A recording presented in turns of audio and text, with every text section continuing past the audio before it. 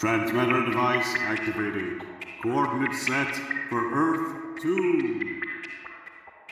Hey everyone, welcome to the Earth 2 podcast, your weekly exploration of the DC Comics multiverse and the legacy of their Golden Age characters through the Silver and the Bronze Ages of comics. I'm Peter Watson. And I'm David Steele. Welcome back. Thank you for joining us. We return to the pages of Adventure Comics this week. Do a couple of stories for you. First of all, we're going to talk about Adventure Comics 426, published on the 28th of December 1972, same day as Action Comics 421, which we did recently, and 2 days before episode 1 of the 10th anniversary Doctor Who story, The Three Doctors, was first broadcast. Ooh, cool. There's a little bit of a contextual hook to hang it on. Peter's going to tell you about the amazing cover of Adventure Comics 426. It's wonderful. All new Adventure Comics, the banner says at the top.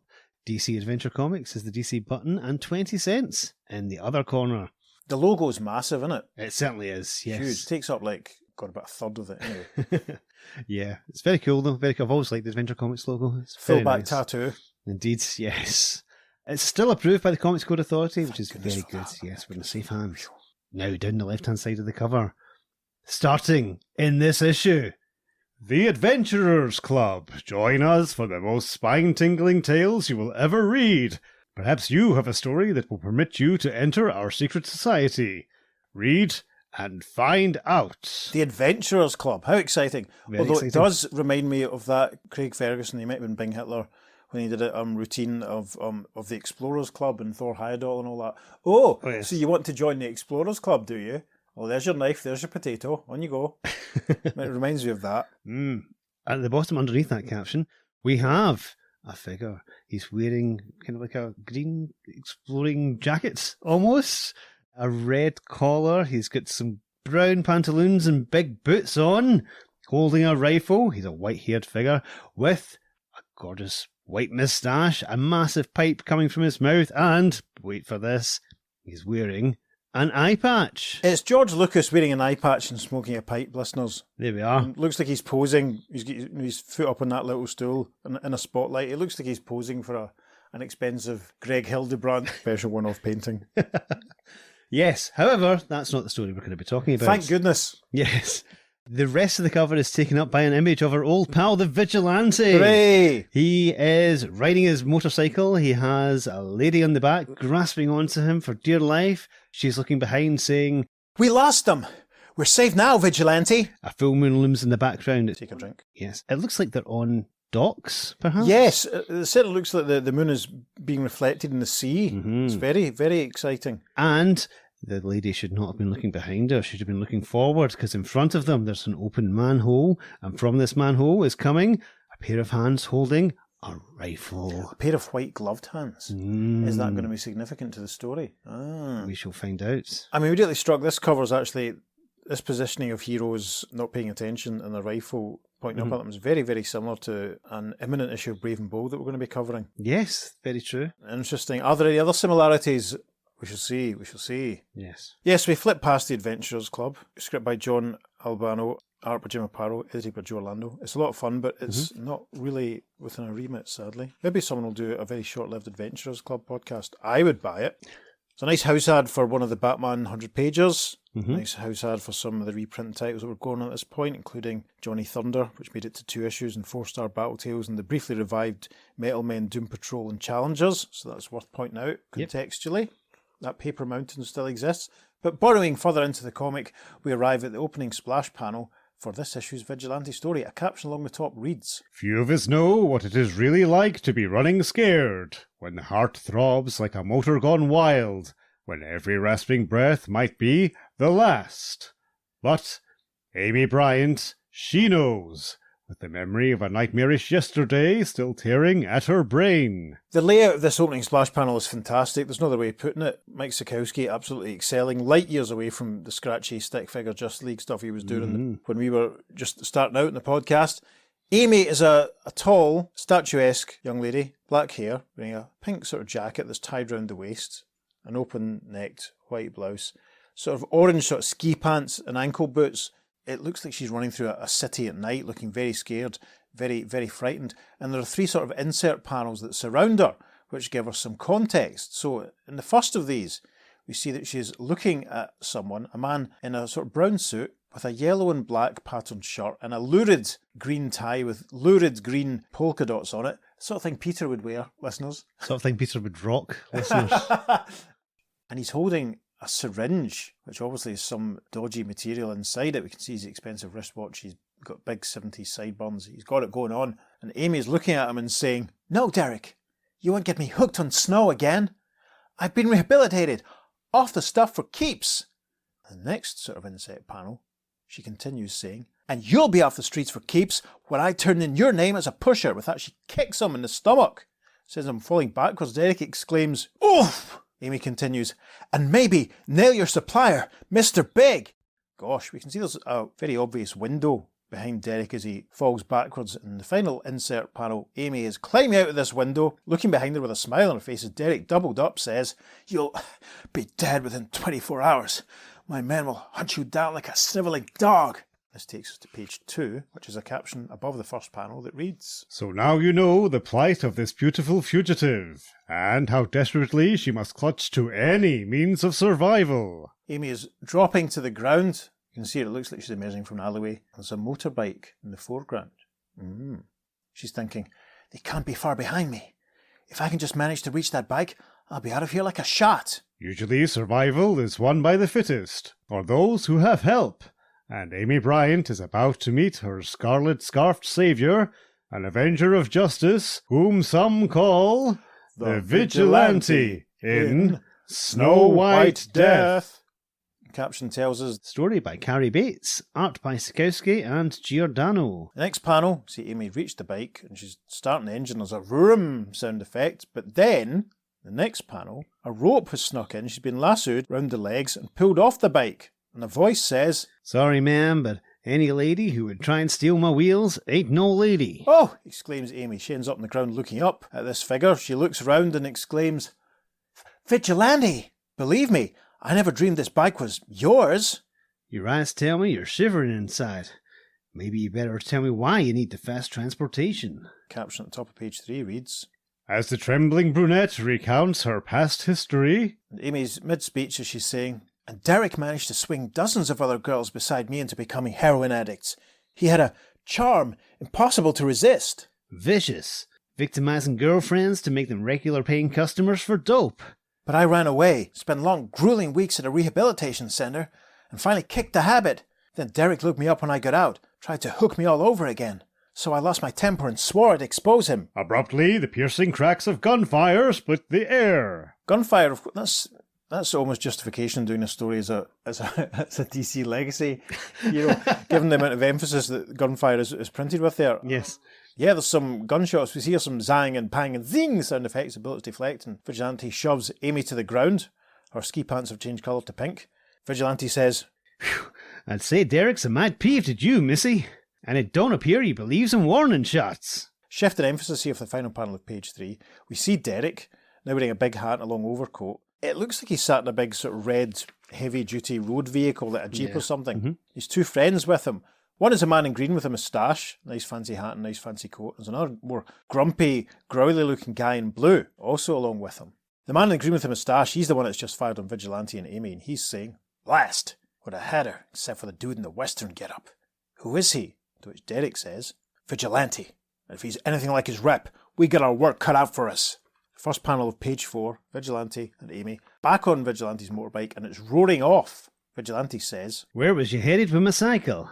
and Amy points ahead, and we can see some snowy, rocky outcrops, basically. She says, "Up that mountain toward the ski lodge. I thought I could lose them in the snow." I reckon it's worth a try. Hold tight, lady. From here on, the ride gets rough. And Viggy's motorbike roars off, with Derek and his pals following behind it in their red Jeep. Nice silhouette shot of the red Jeep and Derek and his pals looking up the road after Vigilante and Amy in the next panel. One of Derek's pals, the guy in blue, can be heard saying, Look at him handle that bike. A Hell's Angel would need training wheels to keep up with him. Derek replies, "Faster, Mo. We ain't gaining on him yet." A few frenzied moments later, after reaching the summit's lodge, Yeah, quite a lot going on in this panel. Some very good see what you see dialogue, etc. As the bike skids along in the snow, we can see a man lying on his backside in the snow behind them.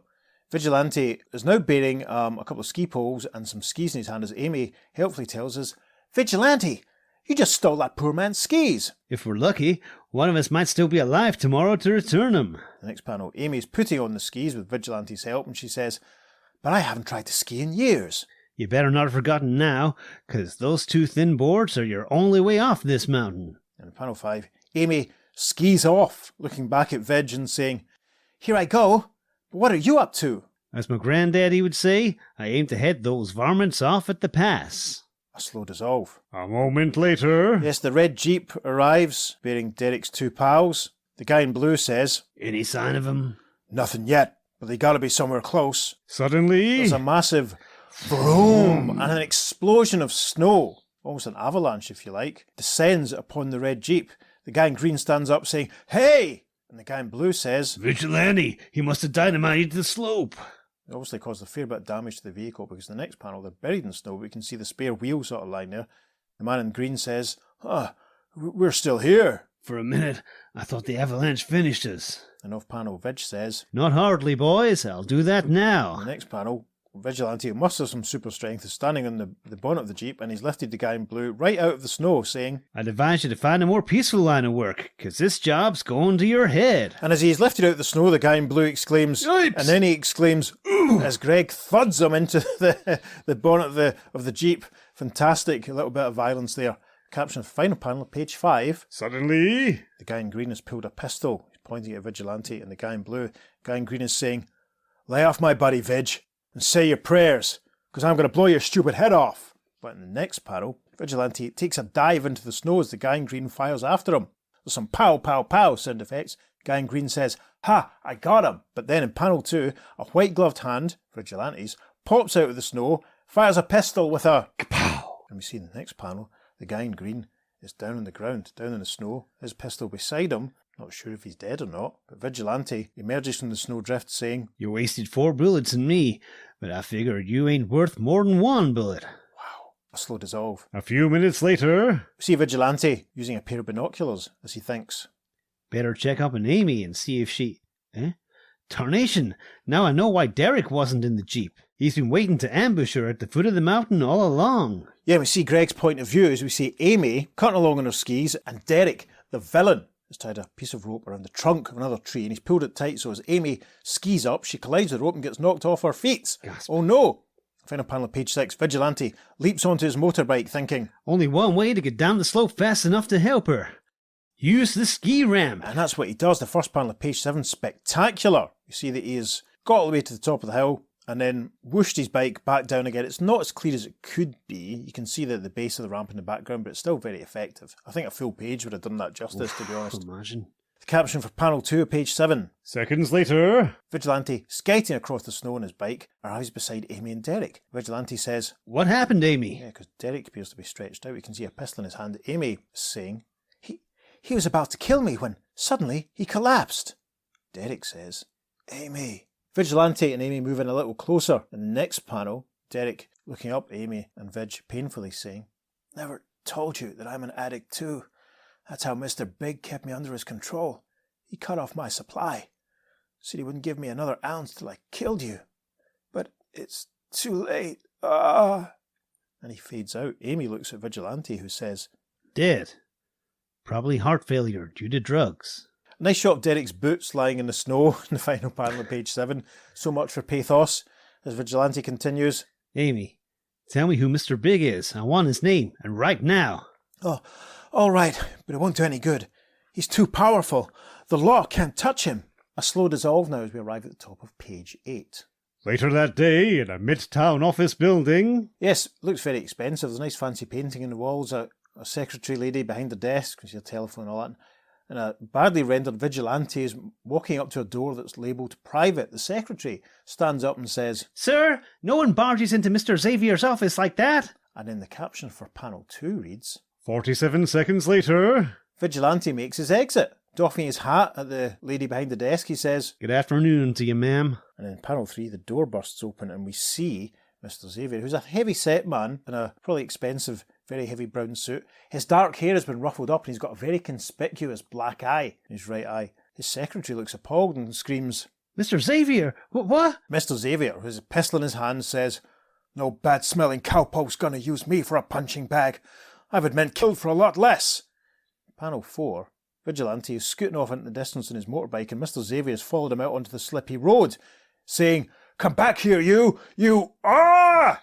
Next panel, he slips. There's a succession of Beep, beep, beep. from a car, the screech of brakes. Mr. Xavier screams as he slips in front of the car. Final panel. The motorist has obviously got out of the car.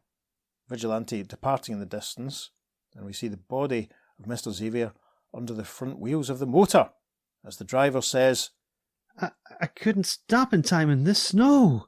and a caption rounds out this adventure saying, Call it cursed luck, an unfortunate twist of fate, but whatever you call it, justice has been dealt this day.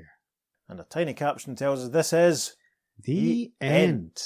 Well, that was fun. That didn't take long. Wow. This is miles away from the Mike Sikowski on Justice League. Seriously, I don't know if it's Dick Giordano's inks or whether it's just. Well, he'd done Wonder advancing Woman for a stuff. while, hadn't he? Yeah, That and must then have made him raise his game. Yep, and that Manhunter 2070 series as well, and Showcase.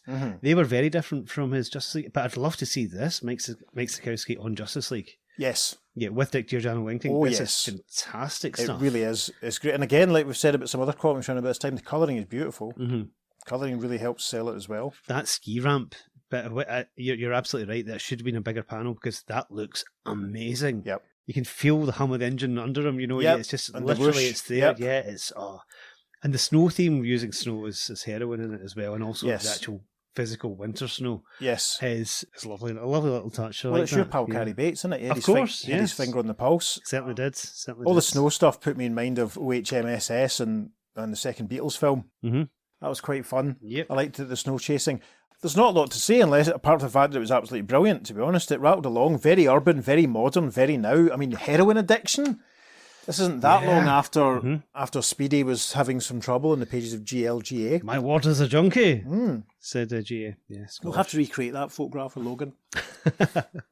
That'd be quite Yes. amusing. Let's get some heroin and That'd we'll be see what good we can actually. do. 'Cause I can wear my Green Lantern t-shirt and do the pointing, and you can be standing going, ooh, and Logan can be at the front going, I don't Shooting know. up. That'd be Yes. quite funny. Listeners, if you know where we can get some heroin, no, No. that's fine. No. Listeners, if you'd like, anyway. Again, the cover was completely wrong. Yes. Like, there's no manholes. They're not by the sea. It's hilarious. Is it a full moon? I don't know. We lost them. We're safe now. That's kind of, but no, that's way Yeah. off. That's hilarious. Actually, how wrong that is. Derek obviously knew exactly where she was going to ski down to set up that trap. Of course, Yes, maybe he knew the paths. must have done. Derek's very slippery. Obviously, if you pardon the expression with regards to the snow, It's amazing intuitive powers you get by wearing such a fabulous tie. or being called Derek. Could be. That was a lot of fun. There's not Yeah. really too much else to say. I just wish it. I mean, it was short to the point. It continues this really down to earth, contemporary, urban sort of thing that the Earth-One Vigilante has been experiencing, apart from the werewolf, which was a bit out there. But you know, this follows on, I think, very neatly from the racism tinged, rodeo story we did a month or two ago. It feels very right now. I have a question for you. Oh, I'm listening. Okay, chronologically, this is the first Vigilante story we've done since his return in the JLA Seven Soldiers of Victory course. GSA epic. Of course. Is this definitely the Earth 1 Vigilante, or could this be the Earth 2 Vigilante? Well, I think it's the Earth-One guy, to be honest, because that's who we saw in Adventure Comics previously. true. It's true. very contemporary, very down to earth. I cannot imagine the guy that was cutting about with the Shining Knight and Star Spangled Kid and Stripesy having this sort of adventure. Well, you never know. I think we just have to take it as the Earth-One guy. Yeah, I'm with you on that, but I just Yeah. thought I'd raise the topic because it is I interesting. mean, that's the thing, because Yep. up until JLA 100, you and I were just going with if you just read the stories as they were published. Yeah. Vigilante, previously published in the Golden Age and through the 50s and stuff, was a guy that operated in the same Earth as the Justice League. Yep, that's what it seemed Which to be. where Kennedy Yeah. had shifted to, etc. and all that, and then they introduced not the new guy, but the other one. And of course, as we said in the panel where Chuck and Steve and Kelly go and rescue Ranger Gord, Yes. they don't make any reference to the fact that they'd already met another vigilante a Yeah. couple of years earlier. I think it's the Earth 1 guy, yeah. It'd be Yeah. fun to imagine it was the Earth 2 guy suddenly going from time travel twisty adventures to dealing with heroin abuse. Yeah, true. It's True. not very golden age, is it? But I mean, I like this because it just continues that. I've alluded before how it reminded me of the Incredible Hulk TV show of him Yes. rocking into a new city or a new place and then taking his leave at the end. I love the fact that he just went and punched 7 colours out at the bad guy. Yeah. That felt I get the sense he would like to have done that to some of the other bad guys that he's dealt with recently. Mm-hmm. Very reckless. Shall we have a look at the reader reaction to Yes, this story? very much so. Jumping forward to Adventure Comics 429, the first letter reads, Dear Editor, while it was more than the proverbial stone's throw from perfection, Adventure 426 was a step in the right direction. Even if you have to take small steps, better a slight wait for magnificence than to go backwards. The high point of the magazine was the return of the Vigilante. Snow White Death has to be one of Carrie Bates' best scripts yet. Mm-hmm. Usually I shudder when I read his byline. Gasp. But I actually liked this story. Even the Sikowski-Giordano art was above par. Big Mike's kind of blown his last few jobs. Oh. Well, he was drawing Supergirl too, I think, around about this time. Oh, yeah, that's I think right. he was drawing the Supergirl lead when we did one of the other Vigilante, because I remember finding a couple of pages of the original art and posting them online. Mm-hmm. Big Mike's kind of blown his last few jobs, but Snow White Death was better than some of his superior Wonder Woman art. More stories of this calibre would be appreciated very much. Moving down another notch in the totem pole, we find another Captain Fear bomb. Though it was better than last issues, it was still rather crummy. If you don't stop naming every other character Captain so-and-so, the Pentagon's going to be in your back. I like Al Nino's work, but sometimes its excessive scratchiness has an adverse effect. Low contender in the line was the nice little escapist story of the Adventurers Club. The only thing that saved this one from oblivion was Jim Aparo's fine artwork. This feature and Captain Fear have got to go, and that's from Keith Griffin, probably no relation, Mobile, Alabama. Is that the same as in Stuck Inside a Mobile with the Memphis Blues again? Yes. The Bob Dylan song? There you go. Ooh! Listeners, what's your favourite Bob Dylan song with the name of somewhere in America in the title? Write and let me know. Editorial response. And bear in mind, this is the period, we've mentioned it before, Adventure Comics very much in flux Yes. at this point. It's gone from being the Supergirl featuring comic to having the mixed bag of Supergirl, Vigilante and Zatanna. This Explorers Club, Adventurers Club thing has been set up. But by 429, the comic's been headlined by Black Orchid. Mm-hmm. So yes, editorial response. Dear Keith, does the Black Orchid fit your recipe for magnificence? That goes for all you readers. We are planning to feature the Black Orchid in 3 issues, of which this is the second. If you want to see more of her adventures, write quickly. It takes us quite a while to get sales reports, so your letters will have to be your guide. Get out there and write. Well, spoiler warning, she only ended up appearing in 3 issues before she became a backup strip, I think, in Phantom Stranger. There we are. Backup strip in Phantom Stranger for a while, and then she eventually popped up in an issue of Super Friends. Yes. Before again, like Kid Eternity, getting a Vertigo-esque reboot in the 90s. Neil Gaiman and Dave McKean. Yeah, exactly. Neil Gaiman strikes again. And the last letter doesn't actually deal with the Vigilante story, but we'll give you it just for context. Dear Joe, just a few comments about the new Adventure Comics. The Adventurers Club idea stinks. I don't mind bizarre stories. In fact, I enjoy them. But the use of a reappearing host is better suited to television. They don't seem to make it across in comics. It's been a staple of comics since the Golden Age. Anyway, I know. Captain Fear is great. Alex Nino's art is outstanding, but it does need some improvements, especially in the lines and angles department. I'd like to see longer stories and less features per issue, Natch, and revivals of superheroes like Deadman, Aquaman, and Adam Strange. Well, one of them turns up. Yeah. Oh, actually, so does Deadman, actually, in the Dollar Comics, doesn't it? Yeah, of course, Deadman becomes a sort of recurring guest star in titles like Challengers of the Unknown and Phantom Stranger fairly soon after this. He's popping up in World's Finest a couple of times around about now as well, see what I remember? Yeah. Yeah, Deadman's floating about all over the place. Deadman, of course, has just had a brilliant adventure with blooming Wesley Dodds in the DC Night Terrors event, which I'm reading in little chunks at bedtime at the moment and absolutely thrilling to listeners, quite frankly. At bedtime, no wonder you can't sleep at night. Well, gosh. I don't know, I've got Wesley Dodds to guard my dreams, I'm okay. So who was that letter from? That was from J.D. Baker from Aurora, Colorado. An editorial response reads, Dear Jay, to 15 pages like this issue, fit your definition of longer stories. As for the revivals, Deadman is in the works for a future issue of Adventure Comics. Aquaman remains a fairly active member of the Justice League. And new Adam Strange stories are Julie Schwartz's department. Worth pointing out, Adam Strange at this point was being reprinted in Strange Adventures with occasional new covers, etc. And he's a couple of fairly regular JLA guest star appearances in the early 70s as well, so he's not completely away. Yep, very true. So, right, you're thinking, listeners, that's a short episode this week, lads. No, we're moving on to Adventure Comics 427, published on 27th of February 1973. Oh! Just a few days before something very significant indeed. Mama Steele, I think, was probably in hospital by now. They kept her in for quite a while. They kept us both in for quite a while. Okay. Anyway, Peter's going to tell you about the amazing cover to issue 427 of Adventure. We've got all new Adventure Comics at the top, DC Adventure Comics button, 20 cents, and the Comics Code Authority. Another massive logo. Yes. the bottom 2/3 of the cover, if they get the main image, there's a man with a kind of safari-esque hat Yes, on. I know what you mean. Yes. He's in a jungle, it seems. He has a camera out. He seems to be filming two giant lizard monsters who are fighting each other.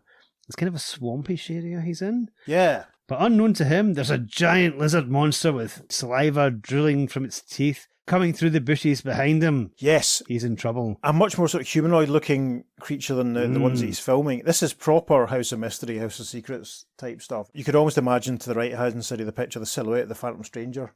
Yes, I can see Sort that. of watching. When's the Phantom Stranger going to turn up, listeners? I don't know. We'll see. When he wants to. When we need him to, I see. Okay. he'll turn up. I love this cover. It's just completely irrelevant to the story we're going to do, obviously. Of course. I found one foreign reprint with this, so you'll see that in the socials the next few days. This is the image that basically alludes to the lead story of the Adventurers Club. But in time-honoured style, it's slightly different. There isn't really a bit where the man gets threatened by a giant scary beastie behind him, but he does get attacked by a couple of lizards, and indeed he turns into a lizard As you do. at the end. If you bought that comic for the cover looking for that story, you might have been disappointed. There's another Captain Fear backup strip, like there was last issue, but we are dealing once again with our pal Greg Saunders, the Vigilante. Yes, the Vigilante starring in another 8-page giant, if you will.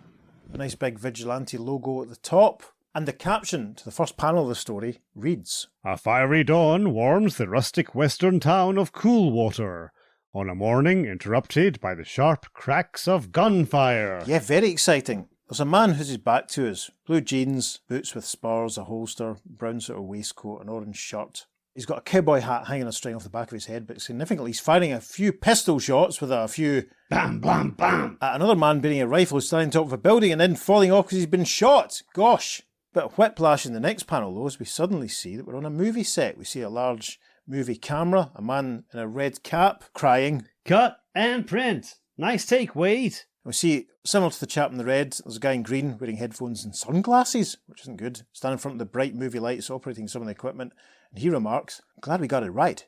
Vogel always complains if he has to do the same stunt fall twice. And we see the guy who was firing the shots in panel 1, who's a nice little sheriff badge in his vest with a nice yellow scarf. He's standing smiling, he's obviously happy with the shot as well. But off camera, a voice says, Look, over here. and we see a few people. There's a man in a pink shirt who's obviously playing another Western type character, and a guy in a yellow shirt obviously playing another cowboy. They're lifting up the man who just did the stunt fall from the top of the building. The man in the red cap has run over and he says, What's the trouble? Did Vogel crack a few ribs? it doesn't matter now. This man is dead. He was shot with real bullets. And Wade, who's the guy in brown and orange and yellow, he leans into the scene and cries, no, it can't be. You're on the set of a western movie and on the scene of a cold-blooded killing. The crime has been recorded on film, but what goes on behind the cameras is far more ruthless, as the Vigilante will find out when he's trapped in the Slaying Town. Gosh.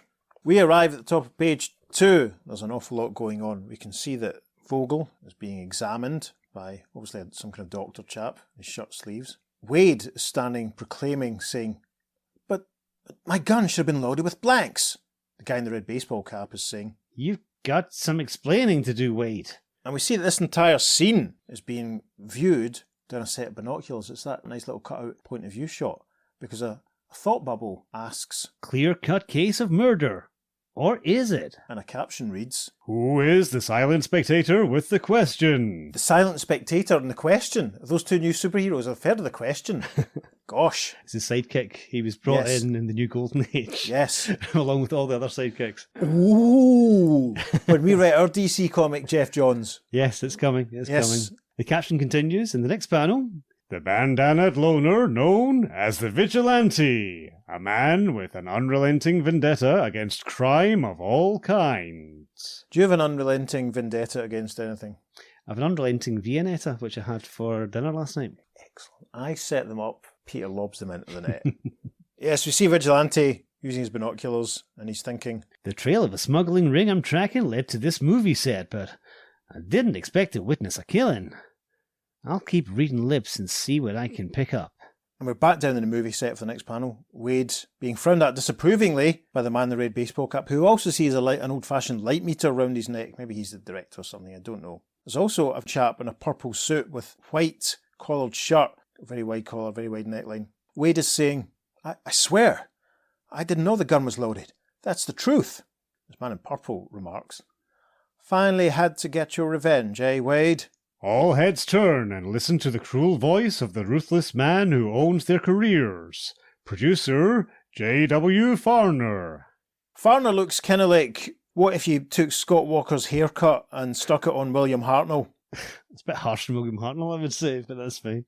But it's a very caricatured Mike Sekowsky style William Hartnell. Yes, as if Mike Sekowsky was illustrating TV comic in 1965. I hope you love all these reference points, listeners. I do. I think it looks a bit like the fiddler, facially. Sekowsky's fiddler. I like the fact that in this next panel he's pointing so it looks like he's tickling that man's nose. Farner continues, everyone knows about your manslaughter trial years ago and how Vogel was the hostile witness whose testimony put you away for 5 years. Blimey, that was quite an info dump, wasn't it? Movie actor, it's a bit close to home, especially if you're, what's his face? Alec Baldwin, yeah. Off camera, Wade is saying, but new evidence proved I was innocent. Farner takes a draw of his elaborate long cigarette holder in the next panel, saying, all the more reason to hate Vogel enough to kill him. Put Wade in the town jail for now, boys. I'll call the authorities. Wade gets led off by a man who's dressed up like an old school sort of cavalry type soldier, another guy. Wade calls back, no, I'm being framed. Somebody believe me. And we cut back once again to Vigilante in his binoculars, who's thinking, Looks like the cowboy star, Wade Preston, had a motive to shoot for keeps. But I don't think he had the stupidity to do it in front of a dozen witnesses. See the next panel that Greg is, it looks like he's standing on the roof of one of the buildings in this small western town set, and he's looking down and seeing the body of Vogel being carried away by another couple of men. And Vigilante's thinking, I suspected things were crooked in Coolwater. Now I'm sure of it. I got a hunch there's real varmints in this town who do their dirty work off camera. Think I'll mosey around some more. Yep, he just loves jumping from town to town, investigating and sticking his nose in. It's brilliant. Mm-hmm.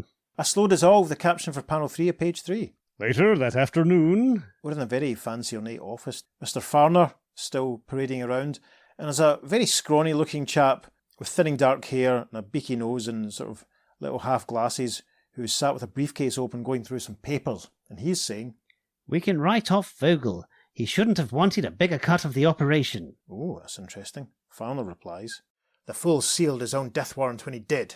Luckily, we didn't have to pull in a pro-killer from the syndicate, thanks to our star, Wade Preston. A brilliant stroke, JW, cashing in on that old court case and having me plant real bullets in Wade's gun before today's shooting schedule. Well, that's a handy info dump. I hope Greg's got his tape recorder out. And we see that this last part of the conversation is being overheard by Vigilante, who's standing outside the open office door, very casually. Vigilante thinks to himself, some joke. He uses his rope, which he's obviously lassoed around the top of the building or something, to start pulling himself up, casting a long shadow as he does so. It actually looks like he's lowering himself into this rain barrel. It does, yes. It's quite interesting. As he starts to climb up the rope, Vigilante thinks, those left will be stuck in their craw as soon as I get evidence on their crooked operation. However, caption for the first panel on page 4. Unexpectedly. Yes, there's a snap sound effect as suddenly a knife, very sharp knife, flies into view, severing, indeed, well, actually, very helpfully, Greg thinks what's happened. Molassel's been cut. He starts to fall to the ground. He lands with an... We see the shadow of a large figure looming over him, who says, happy landing, stranger. Pull back for panel 3. We see a large man in a sort of purpley pink shirt, a purple waistcoat, brown hat, green trousers, the holster round his waist, holding a pistol, and he says, you may be dressed like a cowboy, but I'll lay odds you don't belong here. You and me are going to tell Mr. Farner how you were snooping. Vigilante thinks. Have to make my move. Now or never. And then a very dynamic panel 4.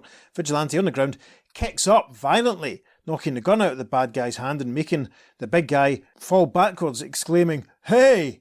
And in the next panel, Vigilante gives him another kick with the other foot, saying, must get to Preston. He's been locked away again for a crime he didn't commit. There's another thwack as Vig kicks the bad guy, who falls down, going, ugh, a slow dissolve. Soon in the Coolwater jail. You see Wade sat in the bed in the cell as a very pirate shippy looking sort of sheriff with a very conspicuous big ring of keys stands on the other side of the bars saying, you're my favourite movie star, Mr. Preston, but I had to lock you up. I don't like Farmer any more than you do, but right now the law's on his side. I'm not worried, Sheriff, replies Wade. Wade, I would be worried. Caption then for panel 2. Without warning. Yes, there's a crump sound effect as Vigilante appears and kicks open the door of the prison, saying, Sorry, Sheriff, but you don't know the brand of man we're up against. the sheriff exclaims, Eh? and caption for panel 3 reads, Soon in J.W. Farner's suite. yes, the big guy who was just given Vigilante some trouble a page ago is sitting rubbing his jaw saying, and the prowler wore a red scarf over his face. Farner's standing with his arms wide, he's raging. He kind of looks now a bit like Rod Hull crossed with Martin Short. Totally is that. And Farner's exclaiming, Idiot! The Vigilante wears a scarf like that. He's here, in Coolwater. And his bespectacled associate from a couple of pages earlier enters this room saying, Just got word. Vigilante busted Preston out of jail. and then in the next panel we get close up of Farner, and I'm not sure who he looks like here, but he doesn't look like anyone that we've seen before. Who was that guy that was that wasn't Robin Asquith that was in the Confessions movies? Oh, right, okay, yeah. I know what you mean. With a heavy Roger McGuinn style Scott Walker haircut. He's got a bit of Willem Dafoe about him as well. Yes. We've not Willem Dafoe in the podcast for a while. True. What's that, a throwback to the Silver Age Starmen episode? Yes, Yeah. yes. That's a very It's long gone time back ago. a long time ago, yes. So anyway, Farner takes another draw on his long fancy cigarette holder and replies to this news about Vigilante getting weighed out of jail. Splendid. Now we don't need the formality of Preston standing trial.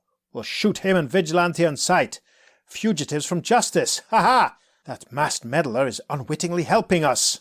Meanwhile, after leaving the sheriff safely locked inside his own jail, Wade, looking like George Lazenby, standing with Vigilante, and Wade says, But I'm innocent. A man on the run looks guilty. Don't be a fool, Preston. Farner's men will kill you the first chance they get. They're both walking off in the first panel of page 6. Wade is saying, I still got my doubts about you, Vigilante. And Vigilante thinks, A glimpse of shadow in front of Preston. Must be from the roof. yeah, and we can see there's a bit of a distorted shadow behind them both. It looks a bit odd, like there's like an extra bit added on. In panel 2, Vigilante drops to his knees and fires one shot.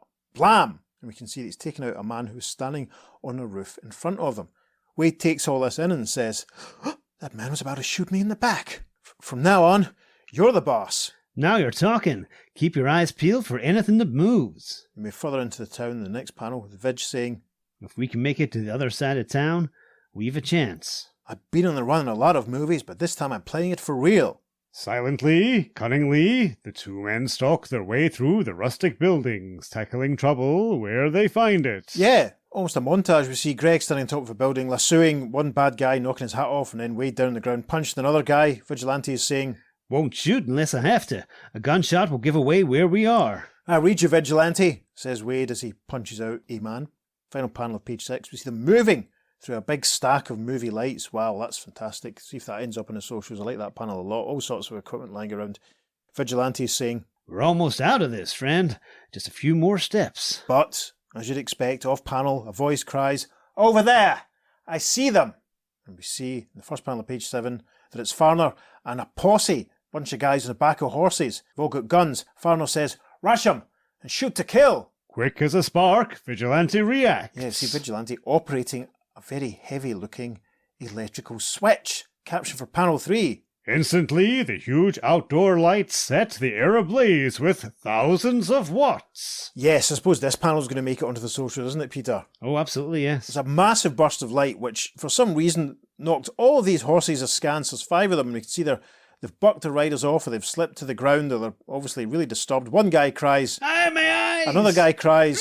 Another guy cries. Can't see! No one knows what the horses are thinking. The caption for the final panel of page 7. Meanwhile, amid the chaos, We see a very happy-looking Wade saying, Ah, so this is what we came after. Let's peel out of here. Yep, and because indeed they have found Vigilante's motorbike. It looks as though Vigilante's removing a tarpaulin from it. Again, the panel of the horses could have been a little bit smaller. This could have been a little bit bigger. Might have been a little bit clearer. A bit like the ski jump panel from earlier on, but not Yes. to worry. We arrive at the first panel of page 8. The lights are still blazing. Everyone is still on the ground. The horses are still neighing and weighing and really uncomfortable. But Vigilante and Wade speed off on the motorbike. One of Farner's goons cries. We got a motorbike, boss! Farner, who's still on his back on the ground, cries himself, After them, you bunglers! If they get away, we've had it! but when the outlaws try to start their own engines... Yeah, nice little sort of 3 slippy slidey montage panel shot here. One guy in a green motor trying the engine. Not much luck, and he says, My truck won't start. Guy in the next car, red car this time, we hear him saying, Neither will my car. and then we see another goon pointing at a nasty patch of liquid on the ground behind his car as he observes, No wonder. The gas tank's been emptied. the next panel's a cracker. Vigilante and Wade on the high ground, high buff above the town, and we hear frustrated voices coming from back down in the town as one guy can be heard yelling, Vigilante must have siphoned the gas out of every car and truck we brought. Another one says, We're stranded. Nothing but 50 miles of sand and vultures all around us. another guy says, our horses would never survive the desert. And up, looking above all this, we see Wade, Vigilante. Wade looking back down and saying, sharp thinking, Vigilante. Now Farner and his men have to stay in Coolwater till the police come for them. In the next panel, we see that Greg has a little small pouch, a little small bag, which he's emptying into his hand. Not really sure that's come from. But Wade observes, that bag, it looks like diamonds. I found dozens like it hidden in the gas tanks of Farner's cars. He was using his movie company as a front for smuggling. And the final panel, with a zoom, Vigilante and Wade ride off on Vigilante's bike. As Vigilante continues, He'd secretly transport the stuff every time he took a film crew on location to a different part of the world. And now, his next and last location will be a federal prison. and a tiny caption tells us that this was The end. Well, that wasn't as good as the last one. I'm a little bit foggy about some of the motivations. Yeah, it was fun. I still enjoyed it. I thought it was good. Yeah, it wasn't bad. Hang on. So they were trying to get Wade into trouble, what, just as a distraction? They needed Vogel out of the way, so they used Wade because they could frame him for that. Right. Because he's got okay, wait a prior minute. with Vogel was the more... Oh, wait a minute. Here we are. We can write off Vogel. He shouldn't have wanted a bigger cut of the operation. Mhm. Right. Okay. So That what do you needed a want? bit more emphasis. Yeah, Maybe a bit with Vigilante telling Wade about that conversation. that would have been nice, yeah. Yeah, it would have made it a little tidier, given how clear the exposition and all that was in the last one. Mm-hmm. But no, that was fun. It was a nice little action-packed... You can imagine some banjos playing over a couple of the scenes to dilute the tension. I like them sort of sat with the fact that they off-camera sabotaged all the vehicles. That was pretty cool. I like that the first panel literally just looked like you were in a Western comic. Yeah. And then it cuts to, Yeah. oh, it's a movie. Hey. Cool. That had been better as a page turn. Jinx, you owe me a Fanta. Yeah. Exactly what I was going to say. Yeah, that would have been very good. Yeah. Artwork a little sketchier than the last time, I think. Yeah, it's still exactly the same team as before. It's Carrie Bates writing with Sikowski and Giordano on the art, but I'm with you. Yeah, it's not quite as stylish as the first story. Yeah. Felt a bit more rushed, really. A bit more rushed. Farner and his pal look very grotesque. Yeah, I mean, I don't know if rushed, but maybe it's just a bit more stylised. Maybe it was deliberate, I don't know. I found a few pages of original art from these issues, listeners. They'll make their way onto the socials, see what you think, what they look like, unadorned with the beautiful colouring. I liked them trying to get out of town and having to fight off all the guys. That was quite interesting. It was almost like Farner and these guys were waiting for them. That was quite interesting. When did Vigilante get a chance to go through their gas tanks? Because obviously he's maybe just trying to drain them so they could get away, but then he discovered, just so happens that they're hiding these diamonds in the gas tanks. I know, it's quite a leap, isn't it? Yeah. The diamonds came out of nowhere. Yeah. There was no hint of, that going on. And maybe if Farner had sort of said something, he wanted a bigger cut of our diamond smuggling operation. That's a little tiny script edit that I might have made just to kind of clarify everyone's motivations. It's almost like Carrie was writing the last page, because it's only 8 pages. Yeah. It's almost like he was writing the last page and thought, oh, I've got them escaping, but I've not actually got them away with any evidence. And said they're going to get evidence. It just so happens. Yes. And I think that's what's probably happened. Yeah. I think you're right. It's difficult with these 8-page stories to really give it a lot of depth, but I think, to be fair, out of the what 3 or 4 Vigilante stories that we've done like this, they've all been quite good. They've all been quite solid. As I've said, and I'll keep saying, I love this idea of Earth-1 Vigilante just travelling around fighting crimes. Yes. And obviously, Wade was in a lot of trouble here, and he could have gone down for murder and all that. But Greg has saved him, so that's great. His movie career is saved. And the thing is, was it even a real movie? I wonder. Well, I think it was. Yeah, because they were going round. Because they did say they're filming everywhere. I mean, I wonder, was the whole movie making thing just a cover, just a front for all the smuggling and stuff, the diamond thieving and all that were going on? That's quite complicated. I mean, let's be honest, let's do a bit of comparison. I think this is much weaker than the heroin story that we did earlier. Heroin is stronger than diamond smuggling. Heroin, diamond smuggling, giant lizards. Yeah, You Western decide. movies. Oh, You decide. Not as quite as strong or as concise Mhm, or as watertight as the first one. yeah, Farner, obviously quite a grotesque, exaggerated, yeah. almost caricature bad guy. He was Uh-huh. quite fun. He was a Yeah. lot of fun. And I think Skowski had a lot of fun drawing him because he does like to noodle at those evil faces. Yes, very much. So you can imagine some, we alluded to a few people there, but you can imagine some sort of renowned character type actor Yeah. Uh-huh. giving life to him on the screen. Oh, David Warner when he played Yes, Jack the Ripper in Time After Time. he does look like David Warner. Yes, You're it's got right. an aspect of that. Absolutely, especially now that you say that, like especially pages 2 and 3, you Uh-huh. can see that there. Yeah. David Warner. My voice wasn't too far away from David Warner. I Rest in suppose. peace. His final big finish is imminent, I believe. All right, okay. Did you ever meet David Warner? No, Okay, I did at a con once. right? And he did this wonderful thing that anyone that comes up to him for signing at his table or whatever, he looks at him and says, "Have we met?" Lovely. Which, is it works both ways. If you have met him before, it's fantastic. If you haven't, then it's fine. You can get away with it. That's okay. Brilliant. But you automatically think that, oh, you remember me, yeah. But yeah, I went to his talk, and his talk was amazing because, he's had such an amazing career. Yeah. And there were lots of chat about his Doctor Who appearance, obviously, his Star Trek stuff as well. It's mostly course. focused on that, but I asked him about Time After Time. Of course, yes. And he said, no one ever asked me about that. And Oh, I loved wow. that. I loved that movie, and we had so much fun doing it. And he went into this whole big spiel about it, and it was like, yes, great. So I truly treasure that memory because I loved his stuff. And Brilliant. absolutely everything Well, he was in. he's just a legend. amazing. Yeah. This is the David Warner Appreciation Podcast. Yes. He was Ra's al Ghul in Batman Animated Series, Was for he? goodness I sake. didn't know Yeah.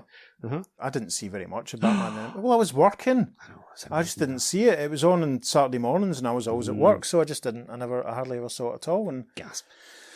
I'm not a big Batman fan, as we all know, so there we are. But okay, this is just a nice little sidestep in David Warner. Listeners, It was. what's your favourite David Warner movie? Mine's probably The Omen. Is it The Seven Servants? If so, seek help. Google that if you must. I must not. No.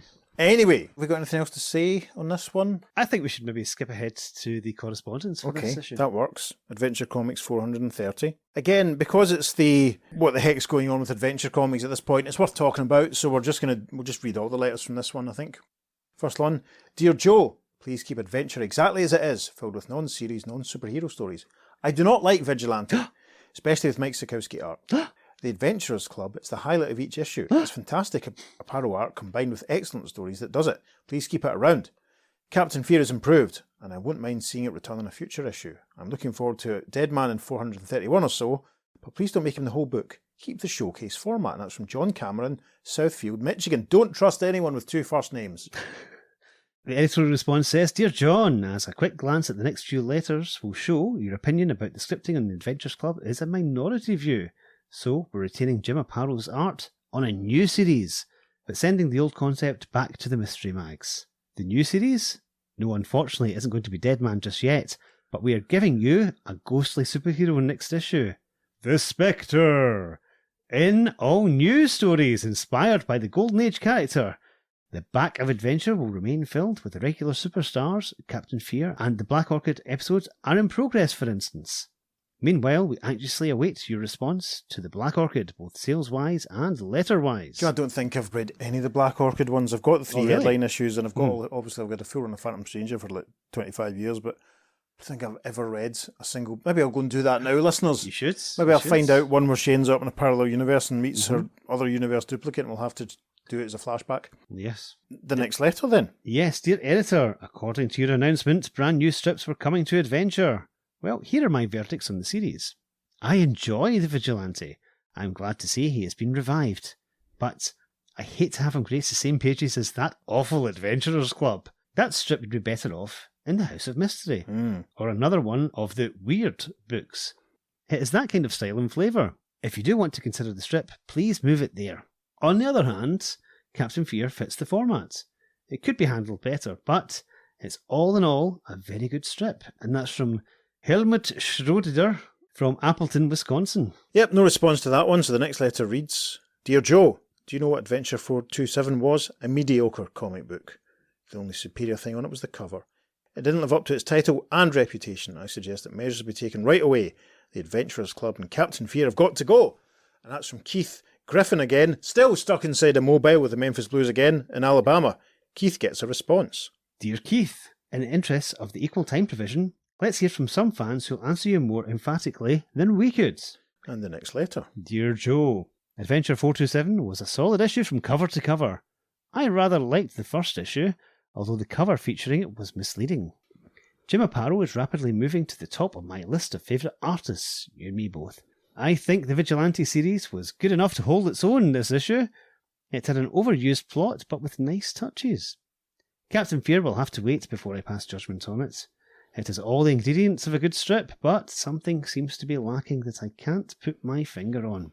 More importantly, please make Adventure monthly again, and that's from Jerry Stephen from Bonne Terre, Montana. Next letter. Dear Editor, the winning combo delivered to us in Adventure 426 was repeated in 427 just as I was hoping. Since the departure of Supergirl from this mag's hallowed pages, this comic has skyrocketed to the top of my must-buy list. Oh, I feel sorry for this guy, that's a shame. No other publication in the DC line gives us 3 different stories per issue, much less 3 such well-done ones. I agree with this guy, to be honest. They're great, it's all great stuff, it's a nice mix. It reminds me, of the sort of the mix of stories used to get in stuff like the Eagle and Body when we were kids. It's like anthology books, it's fantastic. It's the sort of stuff that we grew up on over here. Our correspondent continues. Vigilante has always been one of my favourite characters, and the Slaying Town did him right. This issue's instalment of the Adventurers Club was well done, but it wasn't the type of story to fit this strip. The concept of some guy being changed into a lizard belongs in the House of Mystery. The title, Adventurers Club, itself indicates a brand of stories which remain credible while being weird. That's fair. Captain Fear was well executed as usual. Perhaps he should be considered for a magazine of his own. And that's from Scott Gibson, Sterling, Colorado. We have had letters from Scott in the past, I'm sure. And the editorial response says, Dear Scott, all new characters are considered for solo mags, but sometimes it takes a while until they prove themselves. Perhaps Captain Fear will indeed be a magazine one day, but for the time being, he's just slated for more issues of Adventure. More issues of Adventure, yes. Well, as they said there, the Spectre is returning. So we will be returning to the pages of Adventure Comics to deal with the Spectre when they arrive. It might be I'm not sure if we'll get to him before the end of the year, to be honest, but we will see him again soon. Look forward to a lot of Spectre in the start of 2024. We haven't really seen him since he vanished in JLA 83 last summer. Yes, he was killed. He was destroyed forever. Yeah, he's been away for a long, long time. And also, we're not going to see the Vigilante for a while. The 7 Soldiers of Victory will appear in a previously unpublished Golden Age scripted story in some issues of Adventure Comics in the next while or so we'll be covering them. But Vigilante himself will not reappear in these little solo stories again for quite a while, not until around about issue 248, 249 of World's Finest Comics, and they're a good few years away. It'll be interesting to see when he comes back. I've really enjoyed these little sort of Vigilante vignettes. Have you? Absolutely, yes. And listeners, if you've been enjoying the Vigilante vignettes, then you should check out the excellent Prairie Justice podcast that Ranger Gord Tolton does. It was Ranger Gord who actually voiced Vigilante for us in our 7 Soldiers of Victory epic 3-parter. And many thanks to him for that. Yes. Who else were going to get to do it? Let's be honest, as we've said. No, and of course, when we did a wrap-up episode, I hadn't heard those issues now, and I can now say how good he was. He was fantastic. That's probably one of my favourite segment, actually, was the rescue of Ranger Gordon. That's the only one when I didn't play anyone. So there you go. Make of that what you will. Am I sick of the sound of my own voice? Sometimes. So without further ado, Peter, yes, what can people do if they want to tell us their thoughts on Vigilante and these stories that we've covered today, and the Adventurers Club and Jim Aparo and Black Orchid and all that sort of stuff? Well, you can email us, David. You can email us at theearth2podcast@gmail.com. You can also send us a voicemail. If you go to speakpipe.com/the-earth2podcast, you can leave us a voicemail that we can play on the show and, answer your queries. Yeah, ask us some questions about our personal life so we can tell you to bog off and mind your own business. That'd be funny, listeners. Or we could surprise you by answering. Yes. Also, make sure you check out our social media because we're putting up lots of lovely bonus material for this and indeed every episode. On Facebook and Instagram, we're at the Earth 2 Podcast, and on Twitter, because we're still calling it that, we're at podcast_Earth2, and it's the number 2 for all of our social media. It certainly is. As I always say, and I've said it a lot of times today because we recorded 3 episodes today, if you can summon the inclination to go to wherever it is you receive your podcast and leave us a positive review, that would be lovely. I'm told such things are good for our visibility and our algorithms and such like. You could also go to our coffee page and buy Peter the price of a beverage. I want to give a couple of shout outs just to some of our pals that are doing some podcasting at the moment. They've supported us over the summer. Ross is continuing with Stop Let's Team Up and with Opal City Confidential, and he's tantalised me because he's done an episode on Captain Britain, which I've not had time to listen to. I have. It was very good indeed. Cool. Yes. I have that downloaded and ready to go. Shag continues, obviously, with breakdowns on his Just League International podcast. He's just done one where they also talked about issue 18 of Green Lantern, so that was quite interesting revisiting that little period. Brandon Peters has just rounded up the summer of 93 at 30. At the point of recording, he's releasing all these episodes from the recent PopCon convention. The Weird Warriors are plugging ahead. They're getting well into the 70s, but we're catching them up slowly but surely. We certainly are. Yes, you should definitely check out the Weird Warriors podcast. They're covering all of Weird War Tales from the very start, as well as some amazing extra stuff. So yeah, check them out. They are fantastic. And I would strongly suggest as well, you check out the Awesome Comics podcast. It's the best podcast about small press comics you'll ever listen to. Especially in Britain. I'm not sure what the situation is in the States, but certainly the stuff that the guys talk about is fantastic. They've got great guests on, including us recently. That's true. Yes, we were on fairly recently, and it was a delight, an absolute delight. Yeah, I have another episode of theirs downloaded to listen to at the moment because they're speaking to the guys responsible for Viz Comic, which is obviously a legend in our parts. A British humour magazine. It's fantastic. Whether or not our foreign listeners would get so much of that, I'm not sure, but that's one I'm looking forward to. So yes, just spread the love, listeners. Let us know what other comics podcasts you're enjoying and all that sort of stuff. But we appreciate you listening and we appreciate your support. There's always the same folk that kind of give us a boost on the socials, and we're very, very grateful. On that note, I've been Peter. And I've been David. Take care. We'll see you again soon on the Earth 2 Podcast. Yeehaw! You're on your own with that one, kid. Transmatter Cube activated. Return coordinates set for Earth Prime. Yes, we see Greg. Not Greg. Outtake City, Arizona. You're my favourite movie star, Mr. Preston, but I had to look you up.